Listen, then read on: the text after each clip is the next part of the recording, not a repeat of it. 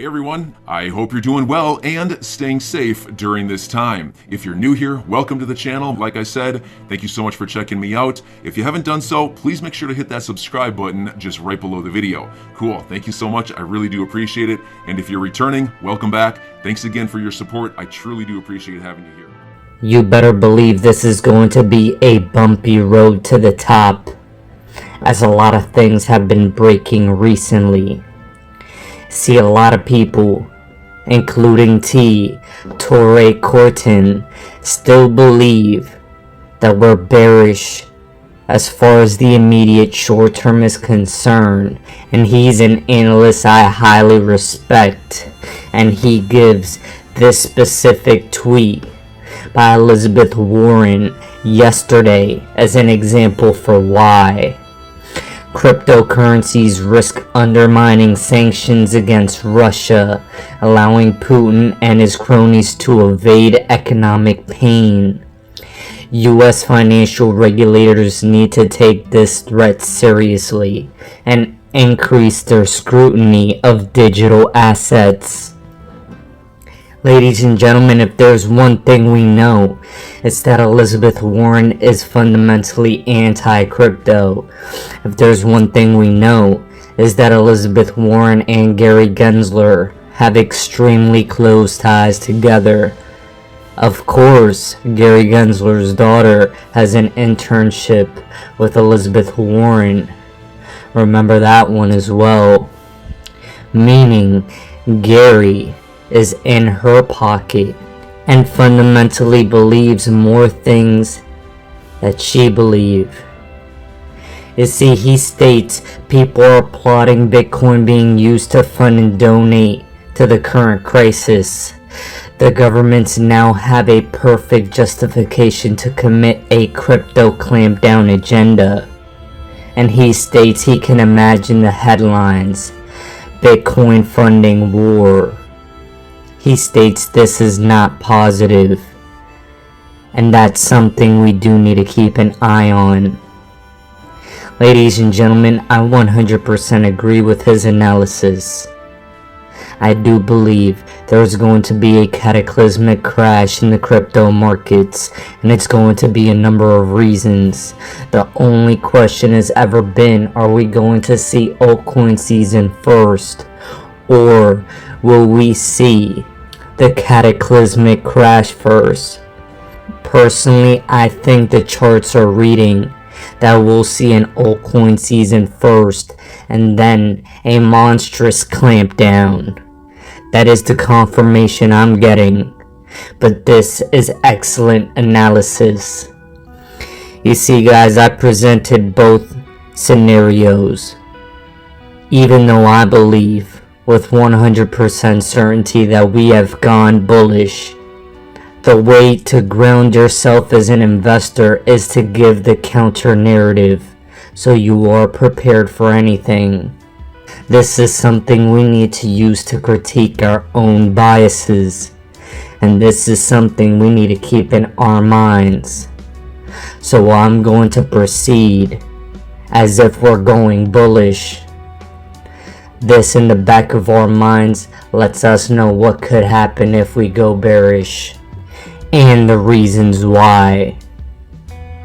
But now, guys, I have to remind you of this fractal that Blockchain Backer has been posting for a long time.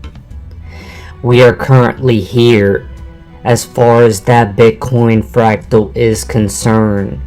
We have to continue seeing if it progresses like clockwork, but if it does, we could continue all the way to $57,000 for Bitcoin, give or take, and that would give plenty of room for our alts to run. And if that does happen, then good Lord Almighty, that is what we've been waiting for. Ladies and gentlemen, the end of this XRP case, in my opinion, is reaching a critical point. We just saw the end of expert discovery, and I have to give you a reminder that Jeremy Hogan posted this. He posted, yes, a 1-hour settlement discussion happened a couple months ago. It didn't settle, which means that the next most likely settlement time would be at mediation, which would be hosted by the one and only Judge Netburn, who has seen all the documents in camera. This is gonna be important, guys. Settlement talks on the table. End of this case could be coming soon. And that aligns with all these geopolitical events happening right now, as well as this altcoin season. Now guys, as far as these geopolitical events are concerned, George Gammon states this: even the bankers are saying SWIFT can be circumvented. Are the costs worth the benefits? I don't have the answers, and neither do I, my friend. This was an exact quote from Jamie Dimon, CEO of JP Morgan Chase. SWIFT sanctions may be unintended consequences, may bring unintended consequences, and can be circumvented. That is a fact, my friends. That is a 100% fact. And here we have Digital Assets Daily posting that the Russian central bank chief says an alternative to SWIFT is already in place. SWIFT, its days are numbered. It's one of those things where the XRP community, we've been talking about SWIFT for the past 6 years, and now, right now in 2022, at the peak of what we believe is going to be a financial collapse, liquidity crisis, and geopolitical turmoil. Now we're at the forefront with SWIFT of the mainstream headlines. Russia says they have an alternative to SWIFT. And guys, I've been posting documents found by King Solomon proving the Russian central bank has used XRP. However, I have to tell all of you that I believe I made a critical mistake in my projection and my analysis of what the future could bring. I had stated in my past couple videos that I believe Russia could use XRP and XRP's base system to circumvent SWIFT. But that, that doesn't make sense. And I'll show you why right now. You see, Ashish Burla, general manager of RippleNet, stated, in the past few days, we've seen some say that Russia could potentially evade sanctions and get around SWIFT using crypto. He outlines some of the key arguments refuting this. Crypto is only becoming more easily trackable by software and governments. There isn't enough global liquidity to support Russian needs. Specifically, the country's FX needs. On and off ramps are by large regulated financial institutions that have to abide by OFAC laws. Diving into number 2, our team at Ripple took a look at the data behind this. As stated by the US Treasury Department, Russia conducts nearly 50 billion in FX transactions a day. As the largest crypto, Bitcoin's volume is usually between 20 to 50 billion a day. Russia's needs would encompass Bitcoin and more. As of January 2022, you could only send $200,000 worth of rubles at the time through Bitcoin on Binance versus 3.7 million through Binance USD and 3 million through Binance Euro on Bitstamp. even if you were sending 200,000 every minute, and assuming the Bitcoin ruble market was resilient enough to immediately replenish the liquidity, you're nowhere near $50 billion a day. Also, the total average daily volume over the last month for Bitcoin Russian ruble has been about 11 million. SWIFT is one part of the equation here. Banning some Russian banks from using SWIFT does complicate matters. But let's not forget that Russia had ample time to prepare, setting up direct banking relationships in Asia and elsewhere to get around correspondence. Ladies and gentlemen, that right there is the key point. That right there is what I believe is happening. Russia and China, as well as India, BRICS nations, and other countries, they have a system ready. Here, we said that Brazil is remaining neutral over this current invasion. Very interesting, seeing as they are part of the BRICS nations. Remember that Russia stated it will remove dollar assets from its wealth fund. Remember that Russia stated they may allow crypto mining and gold-backed stablecoins, specifically gold-backed government-backed stablecoins.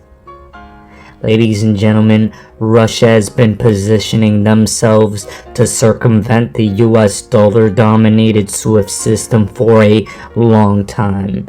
And if you think that what's happening right now wasn't prepared for in advance, years in advance, then you're out of your minds. Russia and China are at the heart of it. Zero doubt in my mind. And the miscalculation I made as far as interpreting what's going on is that I believed XRP could be used by Russia, the BRICS nations, and China to circumvent SWIFT. Ladies and gentlemen, imagine that narrative. XRP used to help Russia avoid SWIFT sanctions. Oh, guys, that would be so bad. I'm sorry. That would be so bad. And that narrative just came to me yesterday. So I apologize, because I don't believe that's what's going to happen anymore. Instead, I think this is the most likely scenario that's going to take place. You see, guys, Ron Hammond put out a thread about what is most likely going to happen, and I'm gonna read that in just a second after I give you guys my personal belief of what's about to happen. Guys, what I believe is going to happen is that as a matter of national security, as Joe Biden stated, this executive order could bring XRP to the forefront. No guarantees, just speculation, but hear me out. Payments.com has stated Joe Biden's executive order may trigger a crypto regulatory spree. And guys, just imagine the headlines. Joe Biden signs executive order where you cannot use Bitcoin to send across seas to help fund these geopolitical tensions, while at the same time they need to bring XRP to the forefront. As this lawsuit is resolving, by the way, as we see that XRP and Ripple, they did not break the laws and they were trying to be compliant. Imagine, XRP has regulatory clarity via both settlement and executive order to run free and help the United States combat this Russian and Chinese back payment system. Wow! Now wouldn't that be mainstream headlines? Out with Bitcoin as the leader of the crypto space. In comes XRP. Remember that Ripple is a Silicon Valley based company. Ripple is a more progressive company. And the people in power are Democrats. That is important to note. Guys, that is so important. I've often stated politics will play a major role in the crypto space. And let's see what happens next. I personally think XRP could be used eventually to combat the Russia-China backed payment system. And here from Ron Hammond, we can see how exactly this is gonna play out. This week in Congress and crypto, while this was expected, the current situation has shifted the ground when it comes to the entire legislative outlook for the rest of the year. As members return to DC and are briefed on the situation, here are a few areas worth monitoring. First, the narrative battle. The saying goes, never let a crisis go to waste, and we are seeing the pro and anti-crypto camps make their pitch. This is still an evolving situation through, and the current head of FTX US highlights the current landscape in this thread. There are two competing media narratives right now. Crypto has enabled significant direct contributions to Ukrainian residents, and crypto has the potential to be used by Russia to evade sanctions. Number one is a provable fact. Crypto wallets from across the globe have contributed millions in Bitcoin, Ether, and stablecoins. Number two is speculation that regulated crypto exchanges rightly find dubious. We have always complied with official sanctions and have sophisticated tools on both the fiat and crypto transaction sides to uphold such sanctions. But guys, what's interesting, Binance is not abiding by these sanctions. That is an important note. Crypto exchanges are complying other than Binance. I think Binance, as the leading crypto exchange on the planet, is going to come down after this. That is still left to be determined, but it is a likely scenario. There is the immediate desire to act from Congress. When it comes to the financial deterrence and sanctions, nothing is off the table. Fed Chair Jerome Powell will be testifying both chambers this week. What was supposed to be a health crisis recovery inflation focus is now on Ukraine. And the reason that's important is because, ladies and gentlemen, I stated this last week, I do not think they are going to raise interest rates. This was the perfect crisis they needed to use in order to continue to maintain rates at near zero. Inflation will continue, and all these negative price swings in the crypto market and the stock market can now price in the speculation that we're going to continue to see near zero rates. What an interesting time indeed.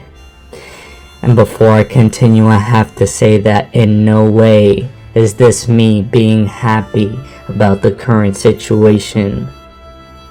What this is me just telling you objectively what this could mean for markets. Here, you need to understand and watch how members now view the risks and benefits of a central bank digital currency, as reports surface of Russia looking into a digital currency. Remember, the Russian minister yesterday stated they're looking for a digital one world currency.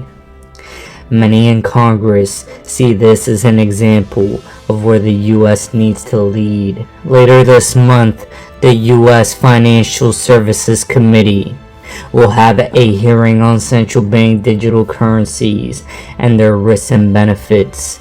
And while a lot will happen between now and the hearing, slated for the 29th of March, expect this issue to receive much more attention as it relates to national security.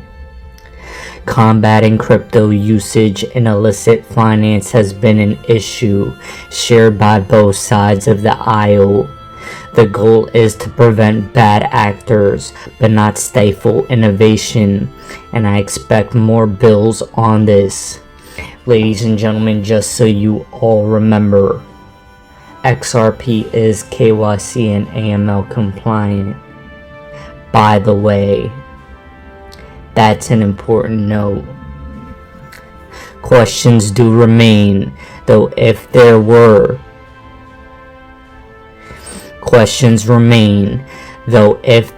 be calls for more financial regulations or cuts from services as it relates to engaging with foreign nations and their citizens.